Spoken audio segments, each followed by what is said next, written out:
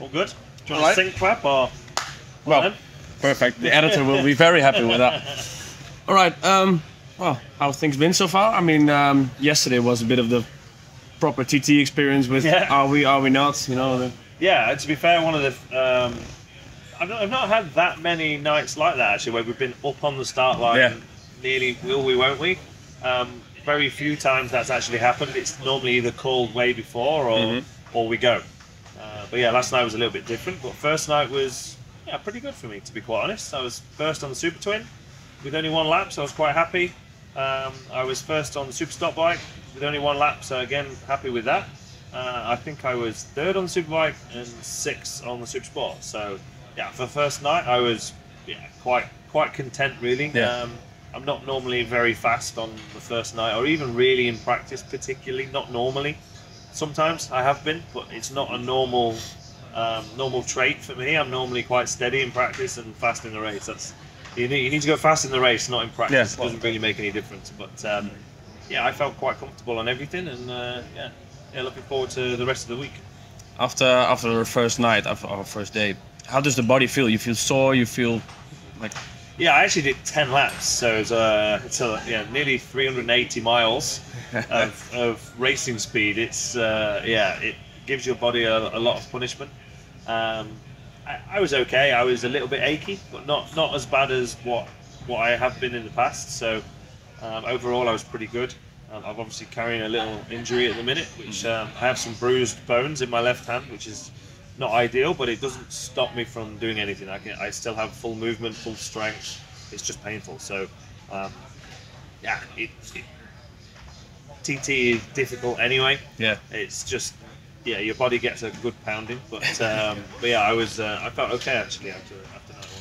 And of course, you only race here once a year, so the feeling on sitting on the start line again, especially on a big superbike. I mean, is there anything that comes close to it? Is it? Nah.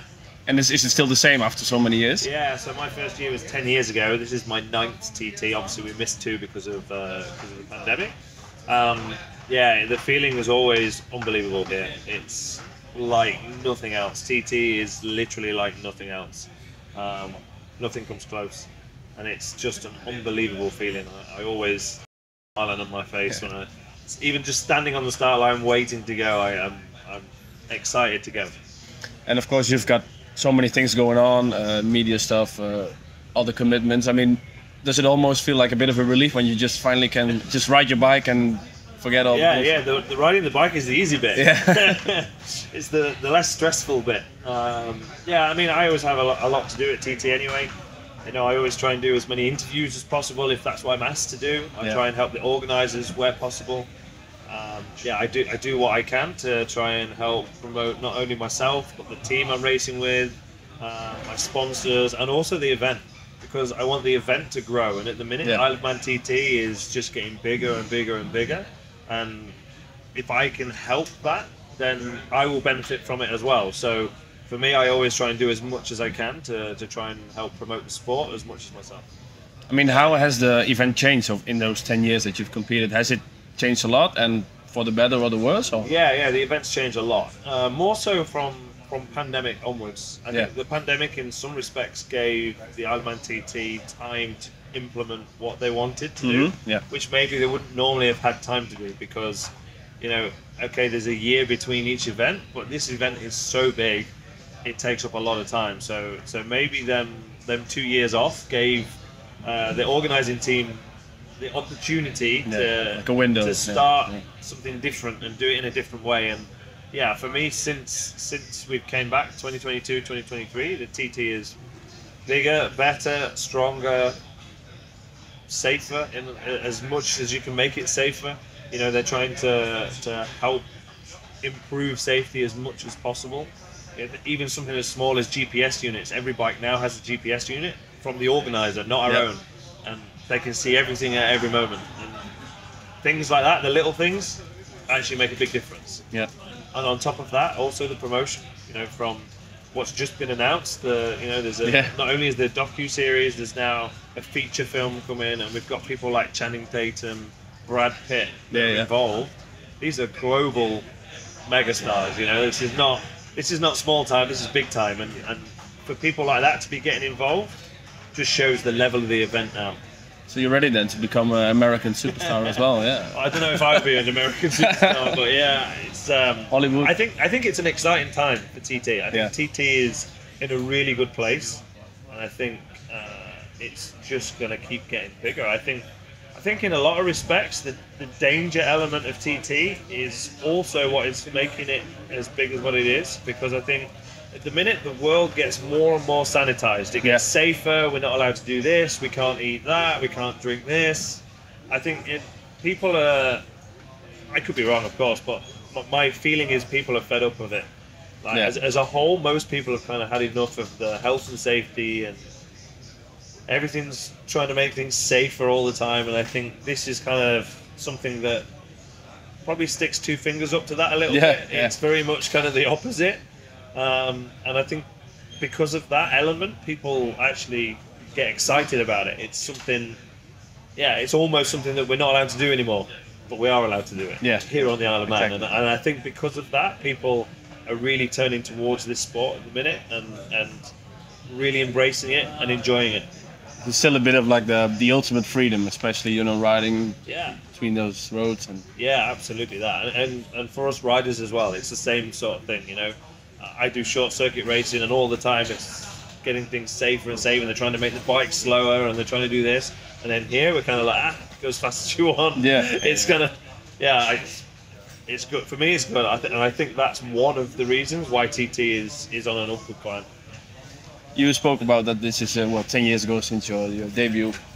At that point, I suppose your career was a bit of a at cross points, or maybe a low point. Well, maybe a low point. I mean, if you would have looked 10 years ago and looked at what you've done now, and I mean everything you've got going on, and I mean that's, I suppose, would you have expected that?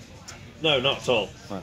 I came here with absolutely nothing, no ride, no money. I was living in a motorhome I didn't own. I had a load of debt. I didn't own a car, a van, or anything. I was working 7 days a week that I wasn't riding a bike, and TT changed my life around. 100%. Without TT, I wouldn't have got to where I am right now. It also allowed me to get onto the right bike and the right team, even in the domestic championship, the British Superbike Championship that I've been racing in for years and years.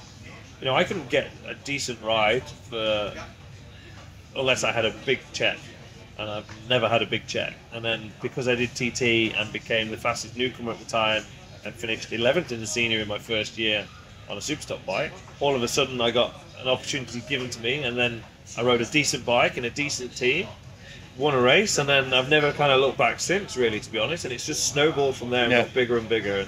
And I went from 2014, I had no ride, no money, no nothing. 18 months later, I signed a factory Kawasaki contract in 18 months. I went from nothing to a paid factory ride in 18 months, and TT is the reason, one of the reasons, or the biggest reason why that changed my career and changed my life around. I like how you remember all those stats and time frames, and I mean that's cool. How important is your own company, PHR Performance, and having other people on your bikes performing well? How cool is that? It's something a little bit different. I've only ever really ran a couple of people in the last year and a half, 2 years. Obviously Pierre Bian, the French rider, came and joined my PHR Hickman racing team last year on the Trooper Triumph. Did pretty well as well, to be fair. He was actually about 15th fastest in Supersport, so he was pretty good. He unfortunately DNF race too, but he's back again this year with us. Unfortunately missed out in the Northwest. He broke his collarbone a few weeks ago, so decided to sit Northwest out to try and make sure he was safe for here. But it's good to see other people on my bikes. It's a different feeling though. Even to be honest, even just running my own team. So obviously I race for the FHO Racing BMW team. I'm a BMW contracted rider. But FHO and BMW only make 1000cc bikes, and we only race in Superbike and Superstock. Feiho, the FHO Racing team owner, was nice enough to allow me to run my own Supersport, my own Super Twin, which I run with my performance centre. And off the back of that, we're actually produced, I think, 10 or 11 different engines for riders here in the TT paddock this year in 2024, including some big names not that they tell you that they're riding on my engine, but we have actually built engines for some big names, which is nice, really, to be quite honest. Including even the sidecars now. We even got the Crow brothers on the sidecars. We've just built sidecar engines for them. It's the first time my company's built sidecar engines. So Dave, my engine builder back at home, has had a lot of work on the last few months. We obviously do a lot with Triumph already. In fact, we build all Triumph engines for Supersport across the globe. So whether it's World Supersport, IDM, British Supersport, Isle of Man TT, if it's a next generation Triumph, so the Street Triple 765 RS, it's been built by PHR. I didn't know that. So yeah, he's been quite busy as Dave. So yeah, it's been going really good, and it's just difficult having that team as well as FHO and obviously the business running behind that team.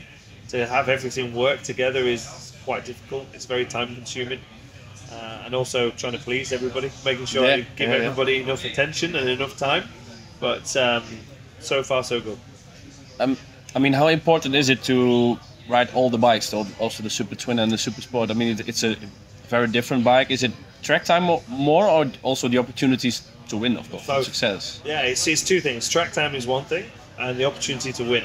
Yeah, it's 2 more races and more laps. So yeah, for me, I love racing bikes. I like racing bikes. That's what I want to do. It's what I've always wanted to do, and the more opportunities I get to race a bike, I'll take it. So for me, yeah, riding in all the 4 classes here, it's difficult, don't get me wrong. And to be able to give enough time and attention to each bike to make it right, it's difficult, but it's also part of the challenge. Yeah. And I like racing bikes, so if I can race more, I race more. I think you mentioned it a few days ago, was on the radio or somewhere else, that you could see yourself racing past 50, maybe like John is doing. I mean, is that true? Would you see yourself doing that? Yeah, absolutely. Yeah, as I sit here right now, I can't ever see me retiring. You got McGuinness now at 52, Michael Rutter at 52, still racing here. Both of them still inside the top 10. Yeah. Experience counts for a lot, particularly here at the Isle of Man TT. So, I think as it stands right now, I can really see myself getting to that sort of age and still riding around here with a big grin on my face. Of course, we're a Dutch publication. Do you have any fond memories of racing in the Netherlands or from the Netherlands in general? Do you have any? So I've raced in Assen a few times. Yeah. Obviously, the British Superbike Championship came to Assen. So since 2012 to 19, I believe, I did every year in Assen, which was really good. In fact, I sat on pole position in the Superbike race in 2018 and led the race and had a podium at Assen. So that's a good fond memory for me. But yeah, I definitely want to ride more. If I can go back to Assen a bit more, it'd be fantastic. I also looked at maybe some of the road racing we've done there as well. Obviously, we still have a road race there. Maybe one day. Yeah, that would be cool to go to Hengelo. It's my home race. It's just is that your home race? just 15 minutes from home. I've watched a bit, and I've had friends obviously race in Hengelo as well. So I've spoken about it, or we've spoken about it. It's not happened yet, but never say never. So many things going on. Yeah, that's the problem. Pete, finally, in 50 years' time, when you're an old man and looking back at not everything you've achieved in racing, but in life, how would you like to be remembered? Not as Peter Hickman the racer, but as Peter Hickman the man. I don't know really. I've never really thought about it. I try not to think too far into the future. But I'd like to think that I'm generally always a happy person, and I'll always help somebody if they need help, no matter who they are really. Even my biggest rivals here, I help. If they need help, I can help them, then I will.